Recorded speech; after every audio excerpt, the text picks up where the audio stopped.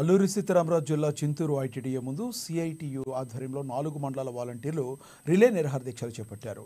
Chintur division పరిధిలో 4 మండలాల్లో ఉన్న వాలంటీర్లు సమస్యలు పరిష్కరించాలని, వాలంటీరీ వ్యవస్థను కొనసాగించాలని డిమాండ్ చేశారు. గత వైసీపీ ప్రభుత్వ హయాంలో వాలంటీర్ వ్యవస్థను తీసుకొచ్చారు. వాలంటీర్ను బలవంతంగా రాజీనామా చేయించిన వారిని తిరిగి మళ్లీ విధుల్లోకి తీసుకోవాలి. బలవంతంగా చేయించిన వారిపై చట్టపరమైన చర్యలు తీసుకోవాలి. ఉద్యోగ భద్రత కల్పించాలి. 7 నెలలు పెండింగ్ బకాయిలు చెల్లించాలని కోరారు. లేని పక్షంలో రాష్ట్ర వ్యాప్తంగా ఉన్న వాలంటీర్లు అందరినీ ఐక్యం చేసి అసెంబ్లీ ముట్టడి కార్యక్రమం చేస్తామని హెచ్చరించారు.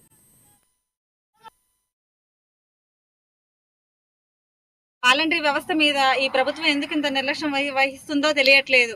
మేము 5,000కైనా 5,000కి చేస్తున్నామంటే మన రాష్ట్రంలో ఎంత నిరుద్యోగం ఉందో అర్థమవుతుంది. 5,000కి కూడా మేము ఏదో ఒక విధంగా ఇళ్లను గడపడం ఏదో ఒకటి చేసాము. కానీ ఈ కూటమి ప్రభుత్వం ఎన్నికల ముందు ఒక హామీ ఇచ్చారు, మేమే 10,000 ఇస్తాము, ఉద్యోగ భద్రత కల్పిస్తామని. ఆ ప్రభుత్వం అంతటి తానే చెప్పి ఈ రోజు మమ్మల్ని నడి రోడ్డు మీద వదిలేశారు. కాబట్టి ప్రభుత్వం ఎట్లాగైనా మమ్మల్ని విధుల్లోకి తీసుకోవాలని అధికారంలోకి వచ్చి 6 నెలలు పూర్తవుతున్నా గానీ ఇప్పటి వరకు వాలంటీర్ల గురించి స్పష్టత ఏమి ఇవ్వనటువంటి పరిస్థితి కనబడతా ఉంది. అనేక కేబినెట్ మీటింగ్లు జరిగినా గానీ ఈరోజు వాలంటీర్ల గురించి చర్చ చేయడం లేదు. ఇప్పటికీ అనేక సందర్భాల్లో యూనియన్ సభ్యులు గాని లేకపోతే ఎమ్మెల్సీలు గాని అడిగినటువంటి సందర్భంలో గత ప్రభుత్వం 2023లోనే వాళ్ళు రెన్యువల్ చేయలేదు, దానివల్ల ఈరోజు వాలంటీర్ వ్యవస్థ లేదు, అందుకని మేము కొనసాగించడం వీలు కాదని చెప్పి ఈరోజు ముఖ్యమంత్రి గారు కానీ లేకపోతే మంత్రి డోలా బాల వీరాంజనేయ స్వామి గారు కానీ చెప్పడం జరుగుతూ ఉంది.